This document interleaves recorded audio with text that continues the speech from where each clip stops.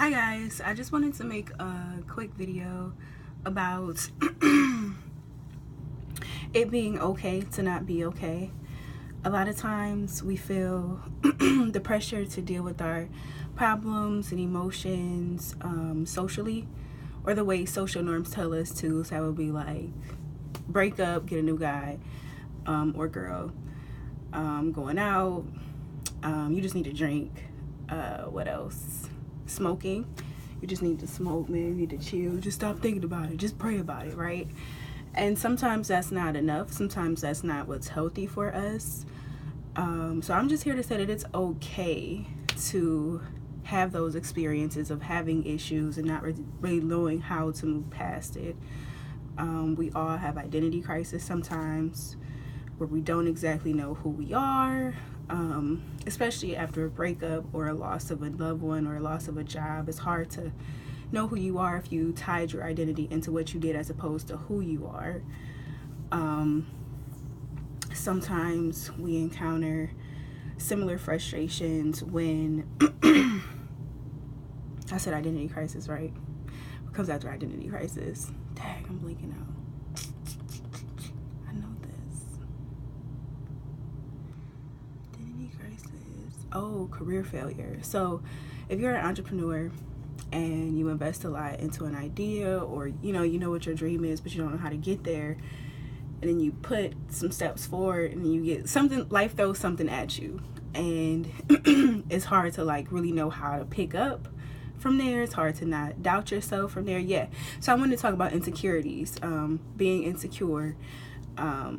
Sometimes doing social suggestions to fill your insecurities don't work. Sometimes it's not about dating someone else, or like just seeking attention or validation. Sometimes getting new clothes, or a new car, or a new something material doesn't do it. Sometimes dating somebody who's important doesn't do it. Sometimes we have to truly build our self-esteem by looking at who we are and embracing it and loving it. And that's the only thing that will fill that for us. And that can be a process when you may or may not have received a lot of negative message about your true self, and you stuffed it, and maybe you became something that you knew would be desirable to other people. A lot of us seek validation, and then we wake up one day and realize, well, that's just not enough anymore. Or it never really was, but it hit you heavy at that point. Depression.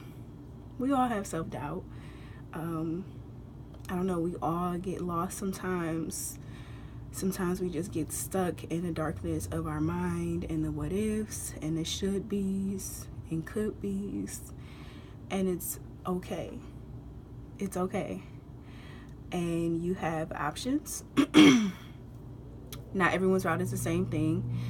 I'm all about promoting mental health services. But self-help books help a lot. Depending on your situation, you may really need to seek like medical advisor, like a psychiatrist. You may need help with figuring out how to balance out your chemical stuff. Eating healthy helps. Being active helps. Again, this is like something that you have to attack through balance. It may not just be one thing and then everything changes. Being spiritual helps, and I'm not promoting any particular religion, but having a sense of hope helps you get through anything, especially coming at life from a place of gratitude.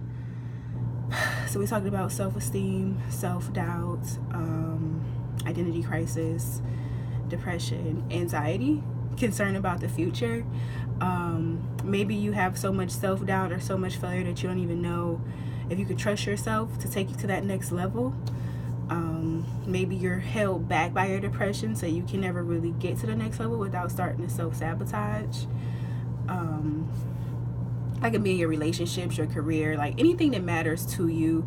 When you're not able to have that, or you fear it, it can create, some type of challenges in your life, along with life itself. Like being financially responsible, being responsible as a young adult, being a new parent or a parent in general, being a professional, all have their burdens as well as their blessings.